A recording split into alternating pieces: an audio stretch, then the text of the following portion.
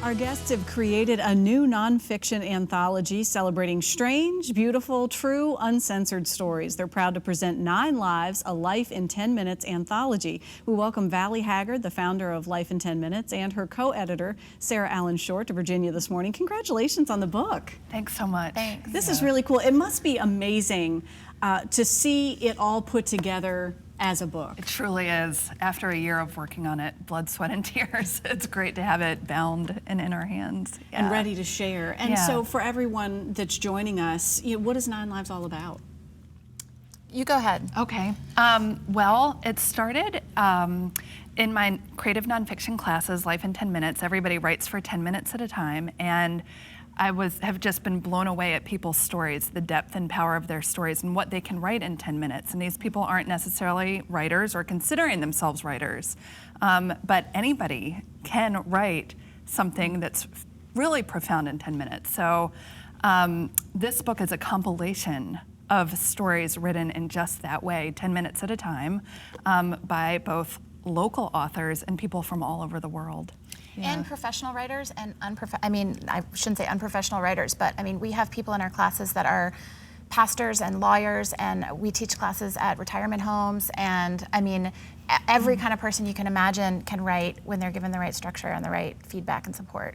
Is there a universal to the folks who are taking the classes or who do sit down to write the 10 minutes that they all have a drive to share? Absolutely. Yeah, there's a, I think that's just a universal human need to tell stories and to be heard and listened to, and that's something that really happens in the classes. We listen very well to each other. And to be heard in a non-judgmental and compassionate and safe way has a really profound effect on people. And so we were so excited to be able to take some of those products, even though our classes are much more about the process than the product. We did have just so many gorgeous products that it was exciting to be able to put it all together. And the cool thing about 9 Lives, this particular anthology, is that it's 9 chapters, and the first chapter are stories about birth and childhood, and it progresses through the life cycle, ending with a chapter on death. So it's 9 chapters, 9 lives written 10 minutes at a time. It must be really cool to see that come together then in a way as a narrative, considering you have all these mixed elements out there, but yet it still unfolds as a narrative. Yeah. Well, I mean, we put it together that way. We had this amazing reading committee. We were originally going to do this ourselves, and we got a lot of help, thank goodness. But we sat out with a table, and we looked at probably almost 1,000 submissions from all over the world to select 148. Is that right? 148 pieces by 121 different authors. Right. Wow. And so, I mean, we put it together. We found these themes. Valley found it was her idea. These themes of these stages of life. When people are writing creative nonfiction, they're writing about different parts of their life. Yeah. When they come in and have undergone this experiment or experience for the first time, what was the reaction from the writers, from everybody contributing? Well, usually people are really terrified the first time they read and share. And I like to say to people, the greater your fear, the greater the benefit of your experience. And usually people develop a lot of confidence as they go along about themselves as a writer and their ability to put words on paper, and that you don't have to be a professional or have a degree. It's kind of the democratization of writing is how we see it, that everybody has a story. And as you said, everyone does have that story to share, and so it's probably therapeutic. Absolutely. It's absolutely a therapeutic process.